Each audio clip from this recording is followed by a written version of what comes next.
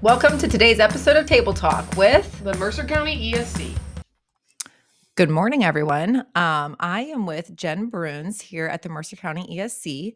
I don't think we've had Jenn on any podcast yet, so I'm going to let Jenn introduce herself and just talk about her role this year. Hi, thank you. Yeah, this is great, exciting to do my first podcast here. My name is Jenn Bruns, and I am an employee here at Mercer County ESC starting this year. I joined the ESC. A little bit of background. I have been the treasurer at St. Henry Schools for the last little over 9 years. I was at Riverside School District in Logan County for a few years before that, and spent 15 years working for the state auditor's office. So I've spent quite a amount Wow, of Jenn, time. that sounds like fun. Yeah, in school finance and government finance for almost 28 years. So so I spent most of my career after I left the state being a school treasurer, and then started to see the need in our local area of just really building capacity in local treasurers and mentoring and professional development and working with curriculum, supporting our school district business officials. And so we got the opportunity here at the ESC to partner with the Northeast Ohio ESC, who currently runs a shared service alliance where they do a lot of shared services to school districts fiscally and in other areas. And so through our collaboration, I was able to stay on through a contracted agreement as the treasurer at St. Henry. So I'm still the treasurer there. But also working with other districts, just needs that they may have in their fiscal office, or districts that need a treasurer. They have a treasurer that resigns or leaves, and they need somebody, whether it's in an interim or short term or long term capacity, that we can go in and help them out. So that's kind of what we're doing here, and now is building up that model of just being a support to our districts in the finance area. Yeah. And I feel like a lot of districts have been in that position in the past several years as hiring new treasurers. And it seems like it's hard to come by. Very much. We, for a long time, saw a lot of treasurers coming from other government finance industries, and that just isn't happening anymore. And we've had a really hard time getting people into the profession. So I've been able to work a little bit. We're trying to get the message out, what school district treasurers do, the pathway that you can get licensed, how do you learn all the law and compliance, because it's a lot more than just accounting. It's a lot of law and a lot of compliance. So we're hoping that we're going to be a real resource through the ESC in partnering with districts that maybe they're hiring somebody who doesn't have a lot of experience. They have a built-in mentor, that we can provide that to our districts. Yeah, well, I'm really excited that you're here. Well, thank you. So the other week, we had some businesses here, and you did a presentation over school finance. Yes. So today, I just wanted to have you on and kind of talk through like your presentation, because I think it's something that a lot of people don't know much about. I think it is different. Like you said, you can have that accounting background, but like the school finance piece, I think is just very interesting. So today we'll kind of talk through that, if that is okay with you. Absolutely. All right. So Jenn, can you tell us a little bit about how school districts are funded? Yes, absolutely. So in Ohio, we are unique from a lot of other states. Every state has their own constitutional setup of how school districts are funded. But in Ohio, our law actually states that we are to be a partnership. It is a state and local partnership, meaning that part of our funding comes from the state of Ohio through their budget that they fund schools. And then the other part is put back onto the local school districts to get those funds through their taxpayers. So it's supposed to be a partnership. And part of what we're hearing right now a lot out in the media, you're probably hearing on the news and reading in paper, is about the budget. Governor DeWine submitted his budget recommendations for the next 2 years. So the basis of that is that every 2 years in the budget, the legislators get to dictate a little bit of how that funding to our schools works. So currently, the school funding formula model that we have for the state portion is called the Fair School Funding Plan. And this has been in place for the last 4 years. where 4 years ago, a bipartisan group of legislators came through and approved this model that was uh, created by superintendents and treasurers from all over the state, different size districts, different geographical locations, to really calculate how much does it take to fund a kid's education in a school district, a typical kid. Okay. So there's different components to this school based cost, which is how much money each school district gets.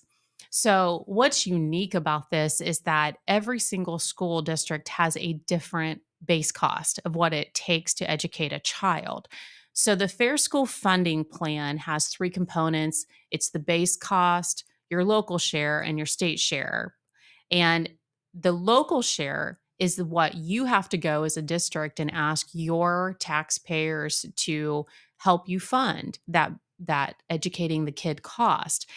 The state share, after they come to that number for your district and say, this is what it takes to educate a kid, they apply economic factors that is different for each school district that dictates how much that district is getting.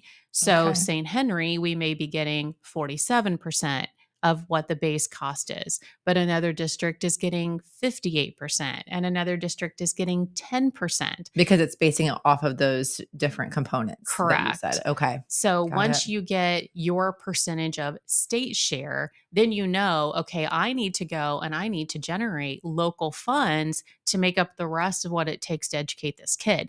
That Got local it. funds could be taxes through real estate taxes, it could be income taxes, but as we'll talk about a little bit later on here, almost all school districts funding is property taxes and state funding. Very little comes from any other sources. Got it. Okay. Well, that's interesting. I'm gonna learn a lot today. All right, Jen, you were talking about the funding and you mentioned the local share. Can you talk a little bit more about that? Yeah, absolutely. So, in the Fair School funding formula, our local share is calculated based on primarily two things, which is your property tax valuations and your federal adjusted gross income and median income. So, those ratios are what makes up how wealthy a school district is. They use Okay. that calculation to say how much local share they expect you to be able to raise.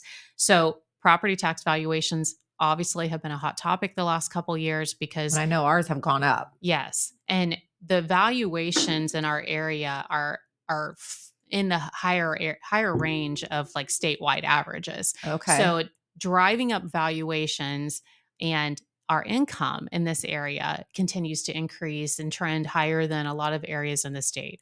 So therefore, you have rising valuation, you have rising income, and on this slide with the local share calculation, the way the formula is created is it takes the 3-year average or the most recent year, whichever is lower, of your property tax valuations and the 3-year average of your federal gross income. So, right now, what's happening to our local districts is our local share is going up because they just pulled in for this last fiscal year tax year 21, 22, and 23 valuations. Well, what happened in 23? Yeah. We had the huge reevaluation. Mhm.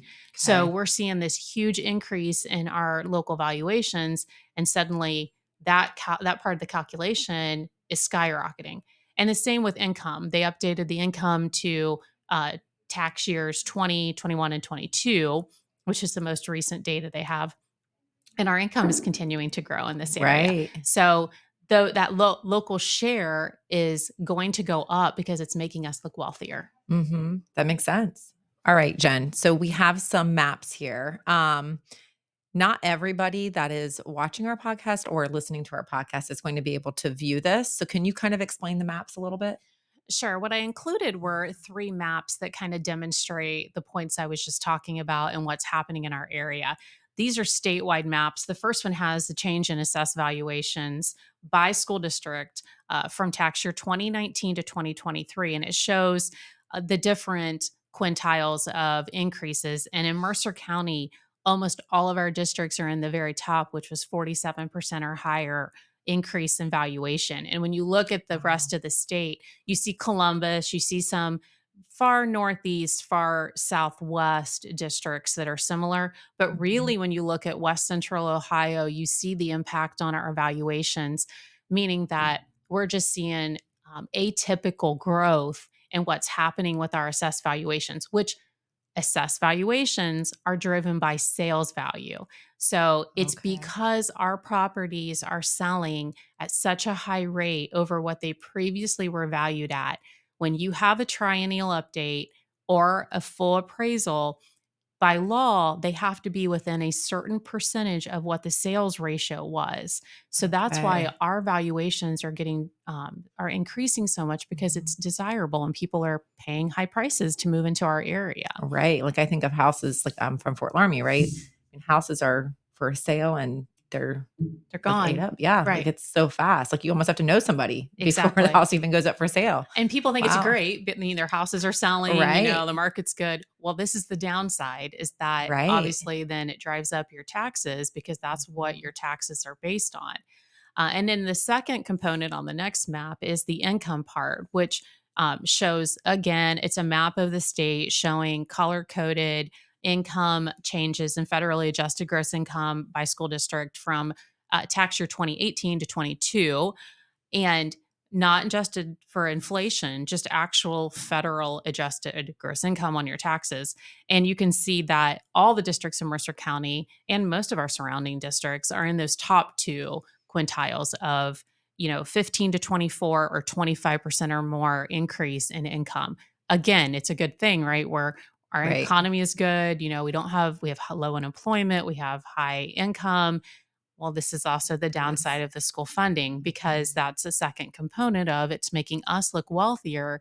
Therefore, the state is going to give us less Less money. money. That makes sense. Yeah. That makes sense. And so the third map that kind of plays into this shows the traditional school districts state share percentage for this last year for fiscal year 25.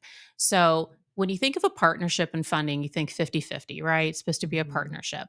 And most fair school funding, I'm sorry, previous to the fair school funding, the state was pretty close to funding 50%.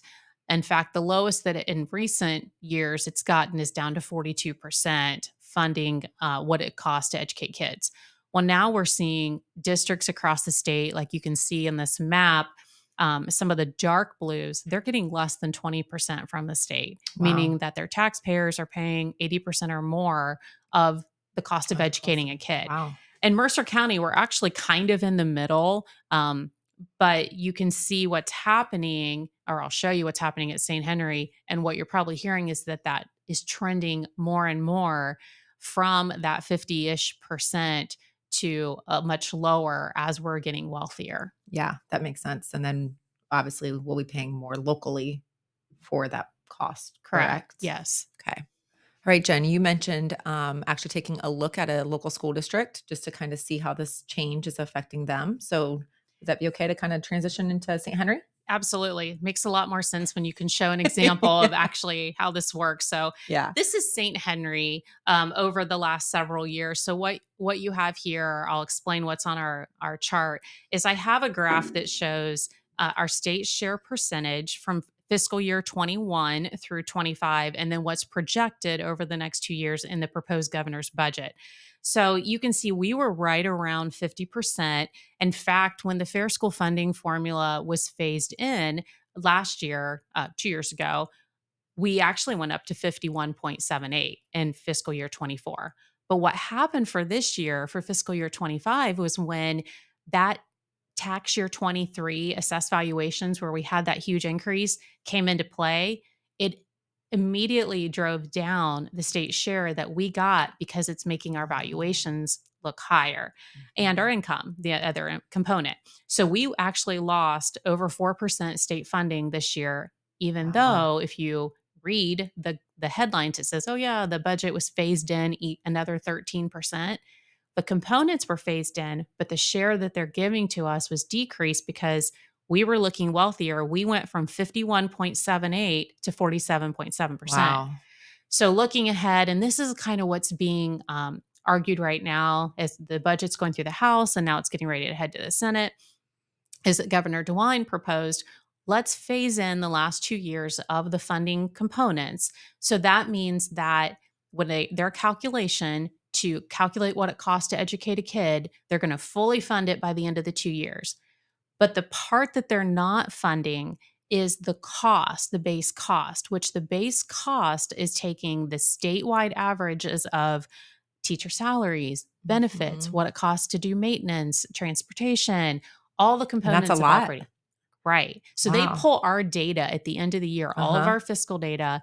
And currently, the budget is using fiscal year 22 operating data, and they apply these state percentages to those cost indexes.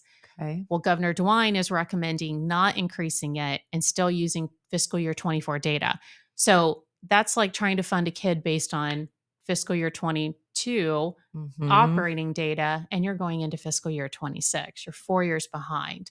So Right. we're advocating for fiscal year 24, the most recent fiscal year data, to be used in order to keep up with the cost of, being able to pay our teachers, our staff, operate utilities. Right. One of the biggest areas we've seen is like in insurance.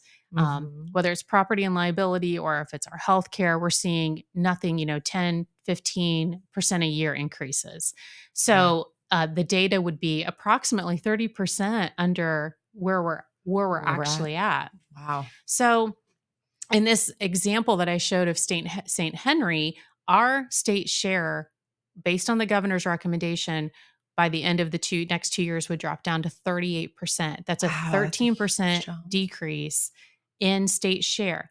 And this is very applicable to all the districts. When you look at all the Mercer County schools, they are all expected to lose money under the proposal. The estimated cost was over $3.5 million loss in state funds to our district. It was like 38% total decrease in funding. And the interesting component, the other chart I put up there, is that most of our school districts actually have increasing enrollment. Well, I was gonna say most of our schools, I feel like, are just like, the enrollment just keeps increasing and increasing.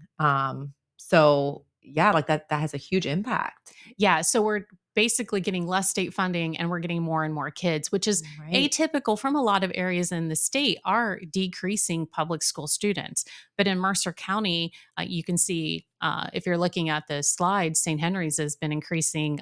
I've had 5% increase over the last Wow. 4 years.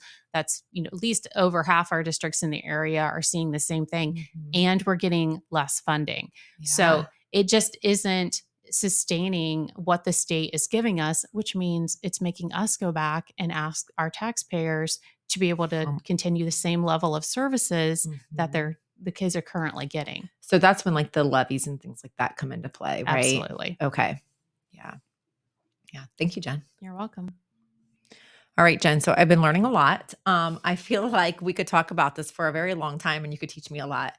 But we're going to close out.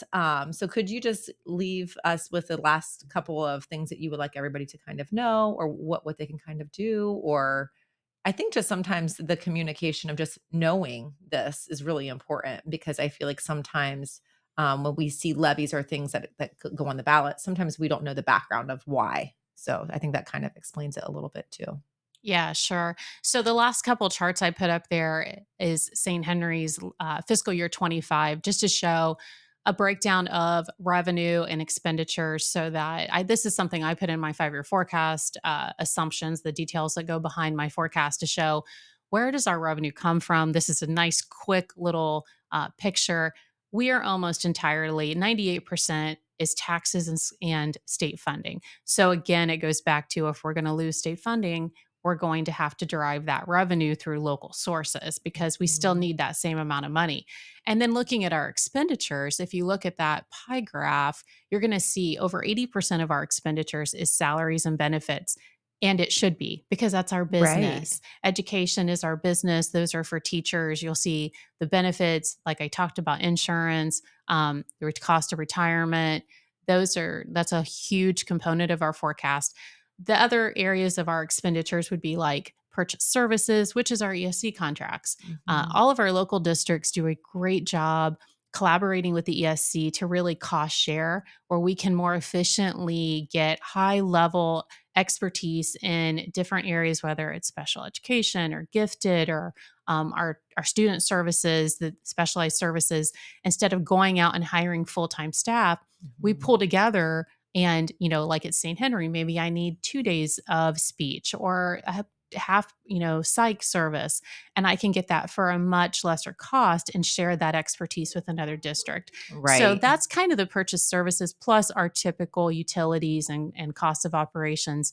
So the revenue and the expenditures of your district are really very specific and set. We don't have a lot of leeway in other sources to generate revenue. What we get in, school fees or interest income is so small. And really, what we spend on the other areas is very small. So I just encourage people to really get informed about your district, get to know your district, ask questions. A lot of districts have a lot of resources online. I know, like at St. Henry, we have in our board docs where our board meetings are. I put all my financial reports every month out there. You can look at revenue, expenditures, you can look at the 5-year forecast. You can pull all that data, call your local treasurers and your districts and ask questions. I think being informed is really important, especially in a climate like this where we're hearing a lot of political, Mhm. what do I believe? Do schools really need money? Do they Right. not need money? What are they doing with their money? You know, go and ask questions. And if they don't make sense, I think most districts just want to engage and have a conversation about the good work that they're doing with the resources that they have. Mhm. When you had talked about, like, the ESCs and obviously, um, you're now working at the Yeah. ESC, but we would love to do, like, an expansion of this and talk to Kurt. So Kurt's our treasurer here at the Yeah. Mercer County ESC, to just kinda talk about, like, our services and how it does help our districts just with cost efficiency.